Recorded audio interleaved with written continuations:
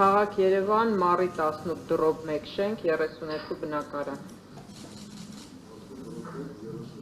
Այո։ Տեսնում եմ, նշված հասցեմ, ովքեր են բնակում ձեր հետ։ Ես եւ մայրս։ Եվ քրոջս երեխաները շաբաթվա մեջ մի քանի օր գալիս են այդտեղ դասից հետո։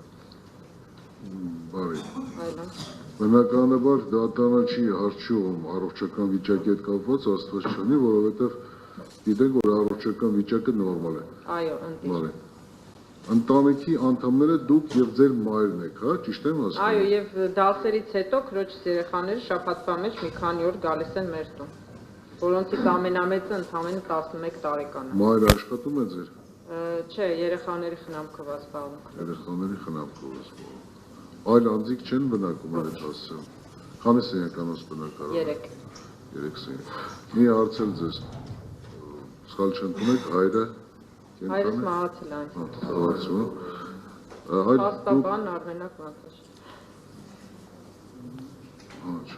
Հա, մի հարցել ձեզ, այդ ձեր պաշտպանները նաև միջնորդությունը ներկայացնելիս նշեցին, որ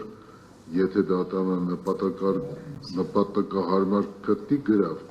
նախորդիվ ներկայացնեն մինչև 2 միլիոն դրամ, ներկայումս 2 միլիոն 100,000 դրամի չափով։ Սահմանափակումը այդ առումով ինչու՞մ է կայանում, դրամական միջոցների սղության, այսինքն եթե դատանը այնուամենայնիվ նպատակահարմար գտնի այդ նիշը ավելի բարձր սահմանել գրավի, հնարավորություն կունենաք, թե ոչ։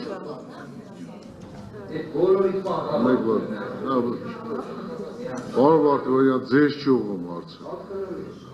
Մեղադրյալին եմ դրա համար ուղղում հարցը։ Կկազմակերպենք։ Այսինքն դա չի խոչընդոտի, որ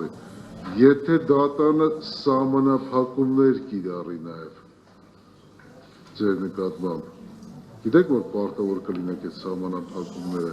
պատշաճ կատարել։ Դե ամենախիստ սահմանափակումների ներքո եմ գործում, դեռ կատարում եմ։ Չէ, հիմա ինքնա ներկայիս մասին չի խոսքը, եթե ասում եմ, դատանը Տեսեք, ես օրինապաշտ քաղաքացի եմ եղել միշտ, նույնիսկ այսպես ասեմ, ինձ միշտ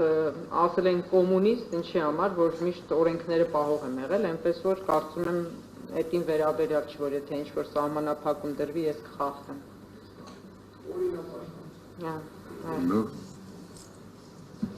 Ցանկանաք հանդես գալ։ Ես։ Այո, թե ոչ։ Որոշումը ասեք, հետո